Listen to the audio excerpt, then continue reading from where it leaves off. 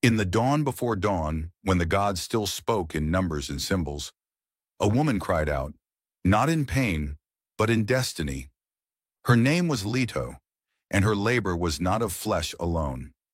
It was a cosmic birth, a battle between darkness and divine illumination.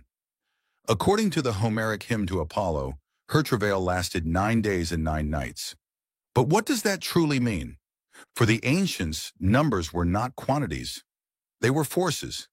Each number held the breath of the universe. And the number 9, they said, was the seal of divine completion. The ancient interpreters tell us, Leto's labor unfolds through 9 symbolic stages, each guarded by a divine principle. Hera, Delos, Eileithyia, Dion, Rhea, Themis, Amphitrite, and others who govern the rhythm of divine birth. For 9 days and 9 nights, Leto wandered in shadow, the spirit in travail, searching for a place to give birth to the light. Every land rejected her, for the pain of creation was too great, and none could bear the fire of the coming God. Finally, the island of Delos, the shining one, rose from the sea and offered sanctuary. Only this sacred ground could hold the birth of Apollo, the embodiment of divine consciousness. But beneath this myth lies an even deeper law, one drawn from the secret mathematics of Pythagoras. The number 9, said the initiates, represents the completion of the first divine cycle, the perfection of law. 9, in the end of gestation. 9, the threshold before illumination. The myth is not about childbirth. It is the soul's descent into darkness before it awakens into light.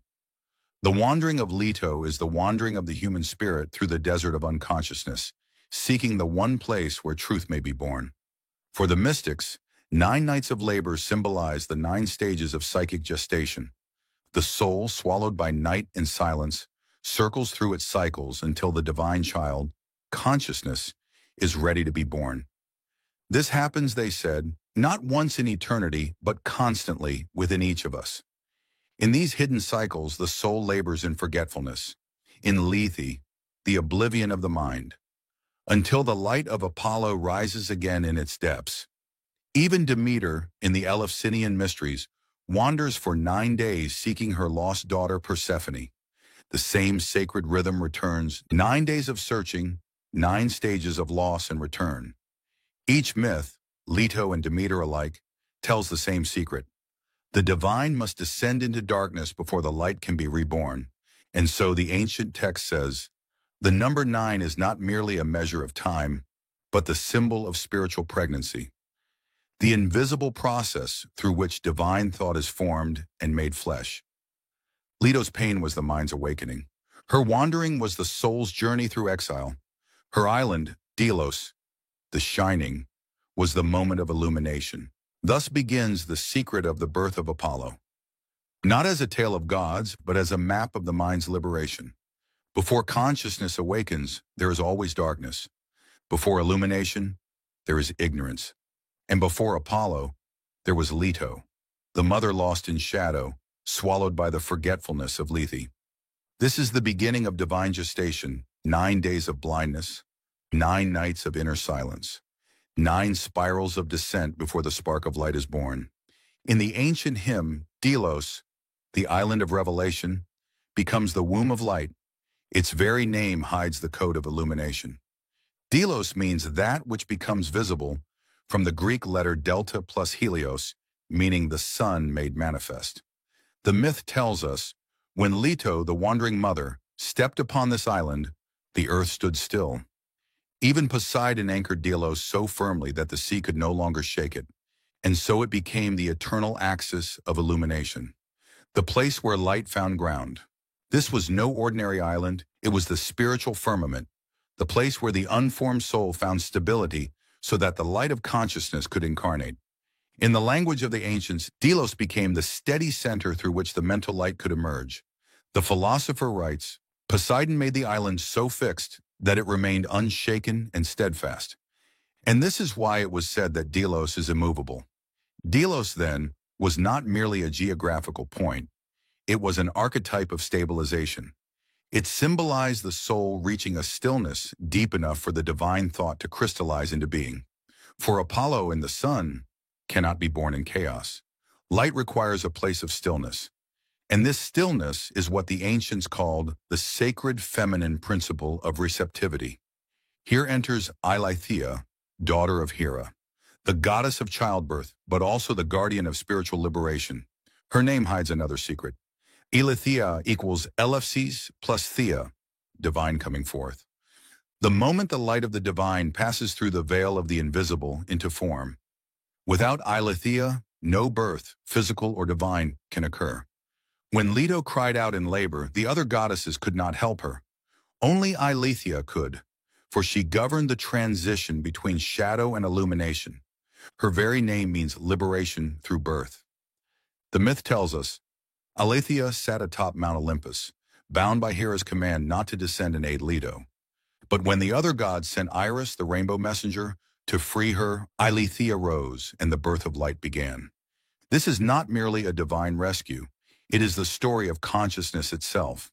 When the faculty of divine liberation awakens within the mind, the soul gives birth to its own light.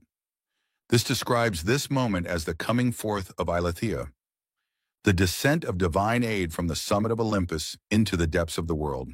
It is the soul's greatest turning point when the imprisoned light begins to remember its origin. 9 deities wearing golden necklaces of electrum descend to aid the Mother of Light. Each necklace represents one phase of the sacred cycle. 9 revolutions of divine intelligence, 9 emanations of cosmic law, 9 steps of the mind's ascension from darkness to vision. The necklace of electrum, half gold, half silver, symbolizes the marriage of solar and lunar energy, the union of intellect and intuition, of reason and mystery. The 9-fold golden necklace leads toward the solar knowledge, from becoming to the eternal being. It is the spiral of enlightenment.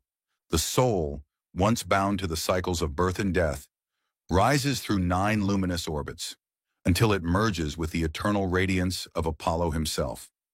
They said the goddesses descended wearing 9 golden necklaces, bound with threads of electrum, the alloy of gold and silver, sunlight and moonlight.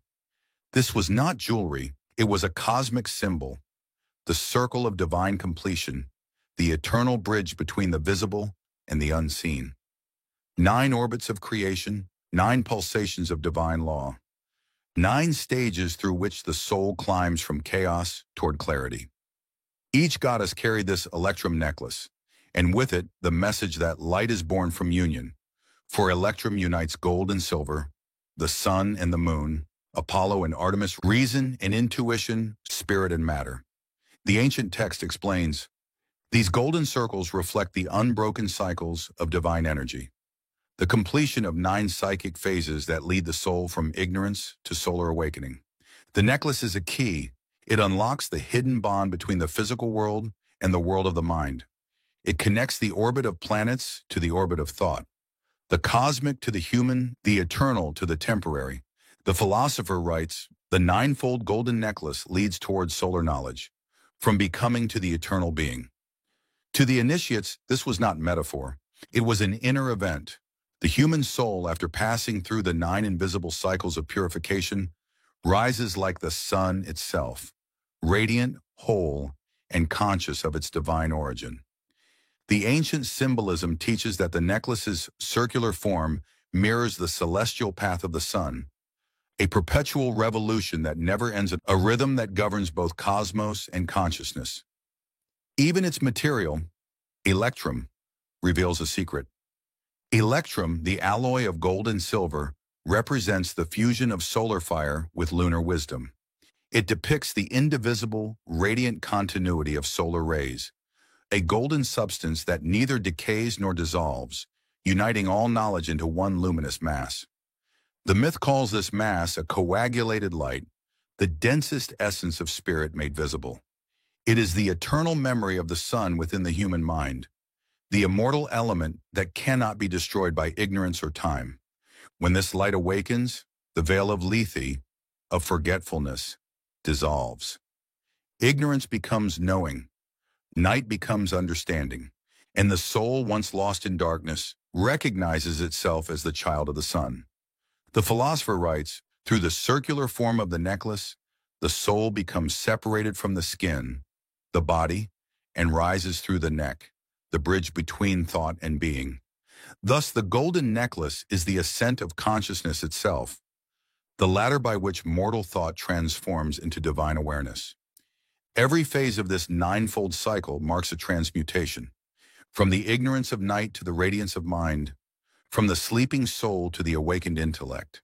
And at the end of this spiral stands Apollo, the divine mind, the solar consciousness that sees all, knows all, and gives birth to clarity. The myth of Leto's labor, then, was never about the pain of a mother. It was about the agony of awakening, the darkness of unknowing that must precede illumination, and the secret rhythm by which every soul, even the most divine, must pass through 9 gates before the sun is born within it. So when the ancients spoke of the 9 days and 9 nights, they were not recounting history. They were describing the secret of consciousness, a mystery whispered in the rhythm of all creation. 9 stages, 9 goddesses, 9 necklaces of electrum, and one birth, the birth of light itself.